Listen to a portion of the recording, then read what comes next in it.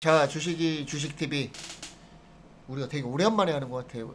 그 추석 전주에 녹화를 또 떴는데 한 종목 녹화한 게 좀 뭔가 문제가 생겨가지고 그것도 못 올리고 딱 지난주에 한 종목만 또 했었던 것 같은데, 아무튼 뭐 그 종목 리뷰랑 한번 시장 요즘 상황이 어떤지 오래간만에 하는 거니까 장 얘기 잠깐 하고, 뭐 지지난주에 추천했던 경창산업이라는 종목 한번 간단히 살펴보고 하자고.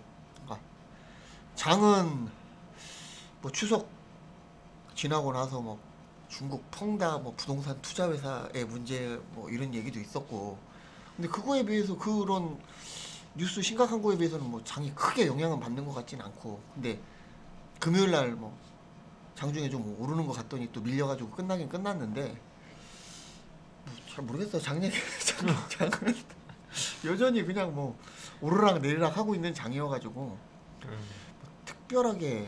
근데 헝다는 잘 해결될 거다 이런 식으로 얘기가 많이 되더라고요. 그러니까 잘 해결된다는 게 아니라 그러니까 뭐 부도가 나더라도 그러니까 뭐 쉽게 망해더라도 별 영향 없다. 큰 데미지는 없을 거다. 그렇게 얘기를 하는데 글쎄 나는 이제 단기적으로는 그 말이 맞겠지. 전문가들이 하는 얘기니까. 근데 그러니까 최근 부동산 최근 몇 년간 중국이 뭐 처음엔 8% 뭐 그 이상 성장하다가 이제 8%를 지키겠다. 그다음 7% 얘기하고 요즘에 코로나 하면서 또 좀 낮아졌는데 사실은 8% 7% 코로나 할 때 부동산 쪽에서 주는 성장률이 전체 성장률의 뭐 반이라니 뭐 60%라니 뭐 이런 얘기들이 쭉 있었거든. 그런데 이제 뭐 헝다 하나의 문제는 아닌 것 같고 이제 시진핑 정부에서, 그러니까 중국 정부에서 부동산 이거 잡겠다. 그래야 뭐 애기도 많이 낳고 이제 정상으로 갈 수 있지 않겠냐 라고 하면은 부동산 쪽 성장률이 좀 꺾일 수도 있다는 얘기거든. 그러니까 그 영향을 좀 봐야 될 것 같은데 단기적으로는 뭐 헝다가 큰 문제는 없을 것 같긴 한데 부동산 쪽의 성장률이 꺾임으로써 전체 중국 성장률에 영향을 주면은 사실은 좀 심각한 문제가 생기거든. 그래서 만약에 이제 어떻게 보면 전체 어떻게 소비든 아니면 건설 쪽이든 중국 지표는 계속 좀 평소보다 조금 더 관심 있게 봐야 될 것 같고 아니면 뭐 예측치 뉴스 이런 거. 그래서 중국 쪽에서 경기가 안 좋아질 것 같으면 또 도망가야지 뭐. 그렇지. 약간 그런 상황인 것 같아. 그래서 이게 장이 조정을 받는 거라면은 사실은 좀 안전한 종목으로 도망가야겠다는 생각도 좀 많이 했었는데, 만약에 중국 쪽에서 문제가 생겨서 이게 글로벌에 가면은 사실은 그렇죠. 중국 영향은 미국은 또 의외로 별로 영향을 안 받는데 한국은 영향을 되게 많이 받고 일본도 좀 받고 이러는 것 같더라고. 그러면은 하여튼 지금은 제 관심은 이제 헝다는 뭐 어떻게든 정리가 될 것 같고 헝다로 인해서 중국 전체 건설 경기, 그러니까 어떻게 보면 이거는 이제 내 개인적인 생각은 중국 정부에서 부동산을 정리를 하다 보니 부작용으로 나온 게 헝다지, 헝다가 갑자기 문제가 생겨서 전체 부동산으로 갈 것 같지는 않거든. 그러니까 이제 전자의 경우에는 사실은 부동산 쪽 성장률 또 부동산으로 인해서 발생하는 전체 성장률에 영향을 어떻게 주는지는 좀 관심 있게 봐야 될 것 같아. 그래서 그 외에 변수는 큰 뭐 대변수 같은 건 없는 거잖아 지금은, 그치? 크게. 나는 그거 엄청 큰 거 아니야? 그 되게 큰 거긴 한데 그 외에 이제 뭐 별도 뭐 그게 가장 주된 지금 이슈니까 그런 네가 얘기한 대로 그 펑다에 관련된 그런 얘기들은 좀 계속 관심을 가지면서, 그지? 후속 뉴스도 좀 보면서 대응해야 되는 건데, 그냥 나는 그냥 그래 결국에는 그래도 그냥 이 지수가 밀려 내려오느냐 올라가느냐 이런 고민을 하고 있는데 그냥 나는 계속 여전히 뭐 그런 뉴스와는 크게 관련 없이 그냥 갇혀 있는 구간이고 근데 분명히 신호가 나올 거다 만약에 근데 밀리기 지금 시작하면 말한 대로 박스권이라면은 이제 박스권 하단이잖아. 그치 그러면은 잡아야 되는 타이밍이네. 지금? 근데 이게 만약에 어떤 뭐 악재 뉴스가 터지면 내가 그때 요 시점인가 좀 한 단계 레벨 다운되는 박스권이 그런 느낌이 있다. 그 다행히 요 중간 지점에서 올리고 올라갔는데 이게 무슨 뭐 이슈에 의해서 뭐 장이 좀 흔들린다거나 그러면 이 하단까지도 밀릴 수 있는 걸 항상 염두에 두고 이제 지켜보고 있는 거거든 나는.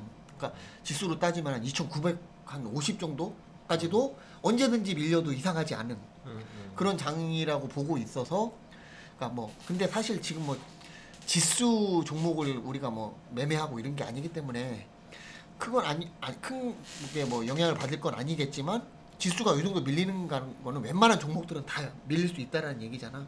그러니까 항상 긴장을 하면서 좀 보고 있긴 하지. 그래서 짧게 매매하고 있고 종목은 뭐 지금 계속 계속 그런 장이 계속 이어지고 있는 거 같은 거야. 그래서 다만 여기서 이제 하단대로 밀리면 여기서 밀리는 폭이 그래도 꽤 나오니까 요걸 좀 조심히 보면서 유심히 보면서 좀 조심조심 소극적으로 아주 공격적으로 말고 좀 쫄아 있는 거지. 언제든지 떨어질 수 있는 거니까. 그러니까 뭐 현금 비중도 어느 정도 확보해 놓고 일정 부분만 매매를 아예 좀 장기로 들어간 종목 외에는 진짜 나는 현금 만들어 놓고 계속 정말로 짧게 매매를 하고 있거든. 그냥 손절도 해 가면서. 근데 사실은 내가 생각할 때는 저렇게 지수가 지금 네가 말한 대로 2,970 이렇게 보면은 지금보다 뭐 10%는 좀 안 되는데 그 정도 밀린다고 보면은 사실은 우리나라 이제 주식시장 갔을 때 대형주가 좀 버티고 소형주가 밀려서 지수가 밀리는 건데 삼성전자가 저만큼 밀리지 않는다면 다른 종목들은 뭐 15%, 20% 이 정도 조정 받는다는 얘기거든. 그렇지. 그러면 사실 굉장히 큰 조정이거든. 그럼 뭐 지금 2,970을 보고 있다면은 좀 도망가야 될 것 같은 상황인 거고. 다만 이게 그냥 예측하는 거잖아. 그러니까 조심하는 거지 지금은. 나는 개인적으로 이게 밀려도 진짜 아까 말한 대로 하나도 이상하지 않은 장이기 때문에 그냥 우리 같은 경우는 그 장중에 그래도 자꾸 가끔씩은 되게 들여다보면서 하잖아. 그러니까 되게 조심스럽게 하고 있는 장이고 그러니까 최악의 경우에는 이때도 이 지점까지 밀릴 수 있다라는 걸 항상 유념하고 하고 있다는 거지. 밀릴지 안 밀릴지는 모르는 거지. 차트상으로는 밀려 보이는 장이다. 밀릴 수도 있는 장이라는 거지. 근데 사실 이럴 때 이제 고민이 게 그거잖아. 어쨌든 이제 조정이 좀 왔고 내가 들고 있는 종목들은 사실은 한 1, 2주 전보다 지금 빠져 있을 가능성이 좀 높다고. 뭐 이익 구간이든 손실 구간이든 뭐 그것도 중요하지만 그러면 지금 여기서 조정을 보고 있다면은 사실은 그러니까 이게 반등을 생각하면은 좀 빠져 있어도 견디면 되는데 조정을 보고 있으면 사실은 좀 도망갔다가 다시 잡는 걸 전략도 생각을 해야 되는 거잖아. 그렇지. 항상 언제든지 매도를 많이 물량을 줄일 준비를 하면서 장을 지켜보고 있는 건데 그거는 뭐 나 모르지. 아래쪽으로 방향으로 잡을지 또 한 단계 뭐 레벨 다운돼서 한 진짜 2,950까지 밀릴지 내 기준으로 내가 보는 기준으로 아니면 거기서 다시 반등받고 요 뭐 짧은 밴드 안에서 그냥 움직일지 그건 뭐 아무도 모르는 거니까 그렇게 그냥 조심하면서 그냥 매매를 하고 있다. 아주 개인적으로 그렇게 그 얘기를 한 거야. 뭐 빠질지 안 빠질지 아무도 모르지. 빠져도 난 이상하지 않을 것 같아. 오히려 한 2,950까지 만약에 최악의 경우 밀려 이때는 뭐 남은 현금 한번 공격적으로 한번 받아내도 될 자리 겁먹지 말고 오히려 잡아도 될 자리가 아닌가 이렇게 보고 있는 거고 이건 모르겠어. 근데 지금은 굉장히 개인적으로 보수적으로 대응하고 있다. 나는 그 얘기를 한 거야.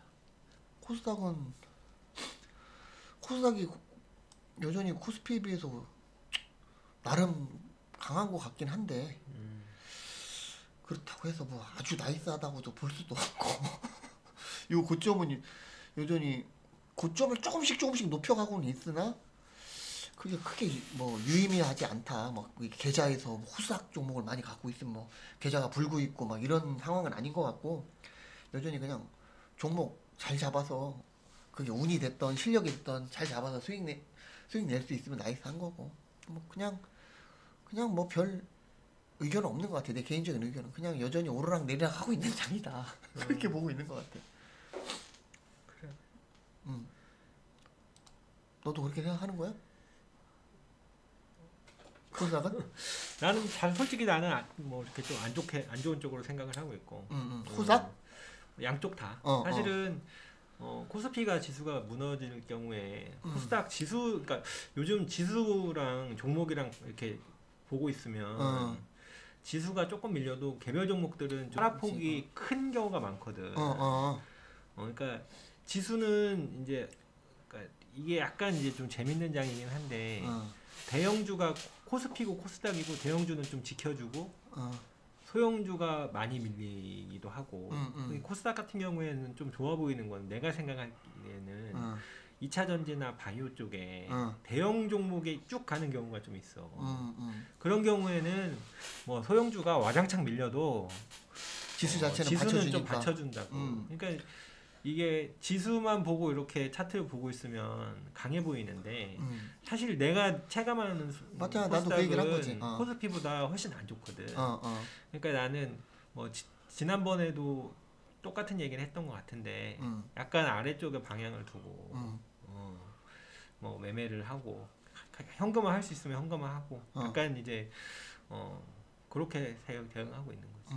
그러니까 뭐 우리가 계속 몇 주 동안 얘기하지만 지금은 막 덤빌 자리는 진짜 아닌 것 같고 어느 정도 진짜 확실히 그러니까 방향이 나와야 좀 편하게 매매를 할 수 있는 거잖아. 근데 지금 방향이 안 잡히고 있고 오히려 되게 갈수록 까다로운 장이니까 굉장히 보수적으로 봐야 되는 게 맞는 것 같기는 해. 그러니까 계속 그런 관점을 유지해 가면서 조심조심 매매하면서 큰 수익률을 기대하는 건 지금 좀 이 장 상황이 좀 아닌 것 같고 그냥 좀 욕심을 좀 내려놓고 아주 보수적으로 조심조심 매매해야 될 장인 건 분명한 것 같아.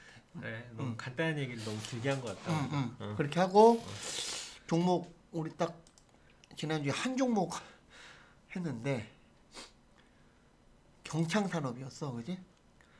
그래서 이게 2차 전지 장비주였다가 소재로 탈바꿈을 하려고 하는 회사인데 차트가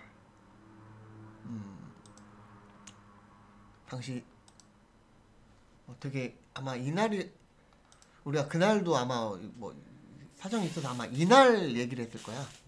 그래서 이게 되게 급등을 했는데 절대 끝난 것 같지가 않다. 오히려 이 오래된 전 고점을 강하게 돌파를 했기 때문에 새 시세가 다시 시작되는 차트로 봐도 될 것 같다라고 해가지고 내가 얘기했던 건 그냥 다음날 시가에 무조건 한번 들어가 봐야 된다 이거는. 그래서 이게 방향이 오른쪽으로 뭐 기다가 위로 갈지 바로 위로 틀지 모르겠으나 한번 도전해볼 만한 종목이다 이렇게 얘기를 했는데 운이 좋게 그냥 그 다음날 바로 17%가 올랐거든. 그래서 나는 그냥 있는 현금에서 일정 부분을 그냥 진짜 시초가에 들어갔어. 들어가서 이게 뭐 우리가 그때 얘기했을 때 4,000원인가 내 기준으로는 4,000원이 1차 목표가라고 해서 나는 그때 4,000원대 그냥 절반 던지고 절반은 들어가는 물량 갖고 있거든. 근데 여전히 뭐 이게 이런 차트가 이렇게 지켜주면 쉽게 절대 죽지 않거든, 이런 모양이. 그래서 여전히 뭐 다음 2차 목표가를 향해 한번 갈 준비를 하고 있는 차트가 아닌가 이렇게 보이거든. 그래서 일단 4,000원대에서 내가 절반을 매도를 했기 때문에 절반은 갖고 있잖아. 그러니까 절반은 그냥 요거 뚫으면 정말 요 추세 상단, 지난 영상에도 얘기했지만 이 추세 상단까지도 한번 도전해 볼 수도 있는 종목이 아닐까. 차트로 놓고 보면.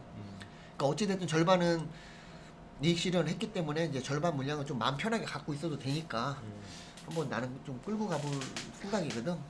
여전히 좋아 보인다 차트 모양이. 그래서 이렇게 길게 놓고 보면 계속 다 매몰되긴 해. 근데 이런 걸 계속 소화해 나가 소화해 가면서 이제 뭐 갈지 아니면 또 한번 조정을 쭉 줄지 그건 모르겠으나 일단은 만약에 혹시 뭐 우리 방송을 보고 매매하신 분들은 한번 그때 이제 뭐 손절가는 이날 종가 이탈은 그냥 바로 매도다 이렇게 얘기를 했었는데 매수하신 분들은 어느 정도 이제 여유 있는 수익 구간이니까 일정 부분 뭐 수익 실을 하고 뭐 나머지 물량만 들고 가시던 계속 지켜봐도 될 종목으로 근데 보여. 이게 참 애매한 게 시초가에 잡았으면은 이익 구간인데 고점에 잡은 사람은 또 약간 물려 있을 수도 있고 그러네. 그렇지. 그러면 만약에 이제 여기에 물린 계신 분들도 계실 거고 많겠지. 그럼 그렇게 있는 사람들은 사실 여유는 없잖아. 그럼 어떻게 해야 돼 이건? 갖고 있어야 되나? 그러니까 이거는 냉정하게 얘기하면 이 고점에 잡은 거는 진짜 매매 타이밍이 잘못된 거고 그러니까 잘못된 매매를 하시는 분들일 거야 아마. 항상. 그래서 그러니까 항상 눌릴 때 난 그냥 눌릴 때 공략을 하기 때문에 이건 또 운도 좋게 딱 맞아 떨어졌고 그러니까 만약에 이때 물리신 분이다 그러면 뭐 계속 홀딩하고 있다가 어느 정도 손절가 잡고 버텨야 되는데 이제 손절가 폭이 너무 커졌잖아. 뭐 이날 저가니까 34,500원 3,450원 정도인데 그러면 한 15% 16% 손절해야 된다고. 이거는 참 그래서 이제 주식 매매는 진짜 타이밍이 엄청 중요한 것. 근데 참 주식이 어려운 게 또 매매 많이 하시는 분들 중에는 그 저점에서 주식 잡으려고 하지 마라. 그지? 고점을 돌파하려고 할 때 그때 사는 게 주식이다라는 사람도 있으니까 만약에 경창산업을 고점을 돌파하려고 했다가 그때쯤 잡은 사람들은 물려 있는 거고. 야 이게 참 주식이 이거는 참 뭐 어떻게 보면 운도 따르는 케이스긴 한데 정석은 이렇게 고점을 돌파했잖아. 돌파하면 막 돌파하고 무슨 대단한 뭐 모멘텀이 붙어가지고 날아가는 거 아니면 눌려준단 말이야. 그러니까 눌려줄기를 기다렸다가 주면 땡큐 하고 받는 거고 눌려주지 않아. 그럼 내 거 아닌 거야. 그때는 쳐다보면 안 되지. 근데 또 일반 내 주변 사람들도 보면 날아가면 계속 날아갈 것 같으니까 그걸 또 잡는 거지. 그러니까 그거는 어떻게 보면 냉정하게 얘기하면 원칙이 없는 거지. 매매 원칙이라는 게 그러니까 나는 차트를 많이 보는 게 차트만큼 원칙 세우기 쉬운 게 없거든 사실.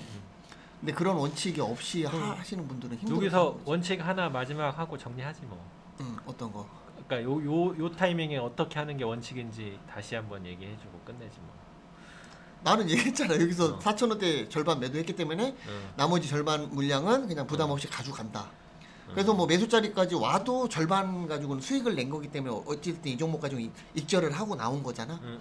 근데 여기서 뭐 어중뛰게 이 고점 부분에서 잡은 분들이 계시다. 그럼 나 같아도 그냥 일단은 홀딩하고 지켜볼 것 같아. 그러니까 요 종목은 네 말은 이제 그때 어떻게 보면 처음에 우리가 얘기했을 때 시초가에 딱 잡은 사람은 어떻게 보면 정석적인 플레이를 한 거고 시초가 위에서 잡은 사람들은 사실은 매매 타점이 좀 매매 타점이 어려운 타점이다. 그럼 그렇게 잡은 사람들은 손절 각오하고 있어요. 그러니까 나는 진짜 이거 원칙대로 내가 이 방송에서 한 대로 했거든.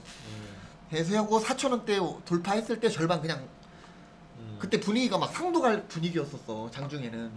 근데 그리고 사람 마음이 뭐 시세를 쳐다보면 상 갈 것 같으면 절반 못 던진단 말이야. 근데 그거는 원칙이 없는 거지. 그러니까 원칙대로 하는 거야.